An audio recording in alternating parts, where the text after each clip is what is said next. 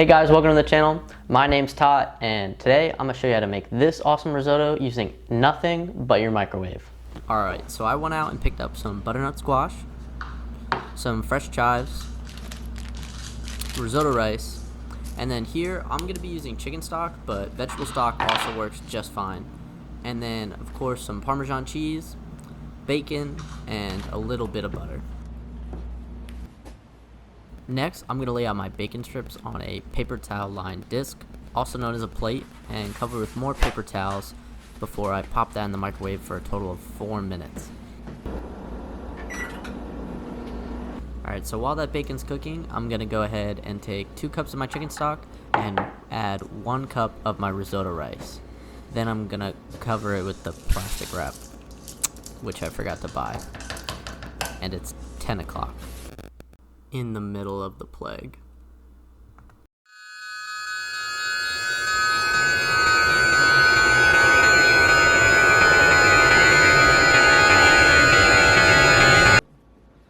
Turns out the gas station had some, so we're all good now.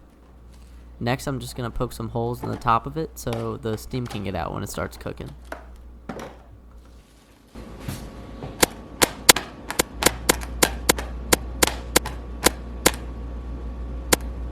Once that's ready, I'm going to swap it out for my bacon and set it for a total of 5 minutes.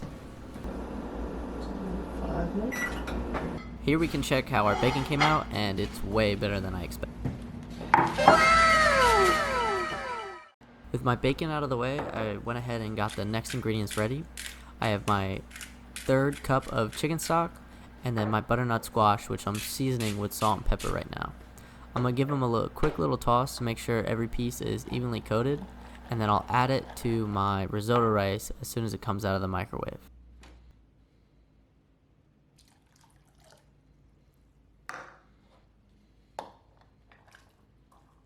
With those 2 ingredients added, I just went ahead and give it a little bit of a stir.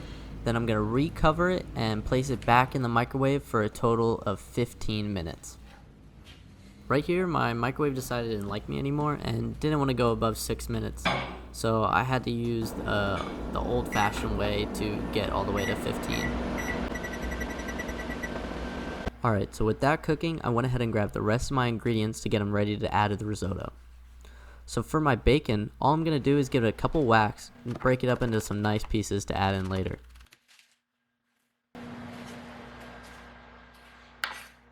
Next up are my chives. For these, all I want to do is give them a real rough chop. My knife skills are something I really want to work on, but for this, it doesn't really matter too much.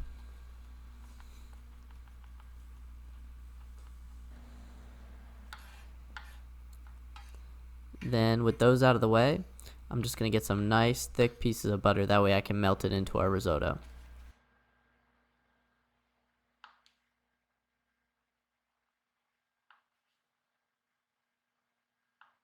And sweet, those look really good. So I'm just going to set those off to the side.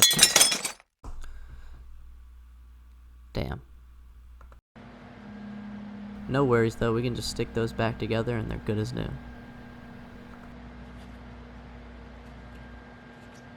Now I'm just going to struggle to fold this butter up for a little bit, and then I'll go grab our risotto out of the microwave.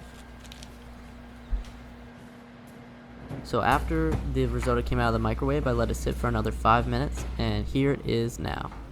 Looks pretty good already, and from here on, all we're really going to do is fold in the rest of our ingredients. I say fold because you really don't want to mix this with a fork or anything like that, because you'll squash all our squash, and it'll just completely fall apart. Now, if you were someone who looked at this and were like, damn, that's a ton of rice, all you need to know is the ratio 3-to-1. For every 1 solid, so 1 amount of rice, you need 3 liquids, and you can use that to scale this recipe however you need. The other great thing about this recipe is that all these ingredients are pretty common to find in a kitchen, and on top of that, the ingredients you might need to buy, such as risotto rice, will stay good for a long time. But without further ado, let's see how it came out.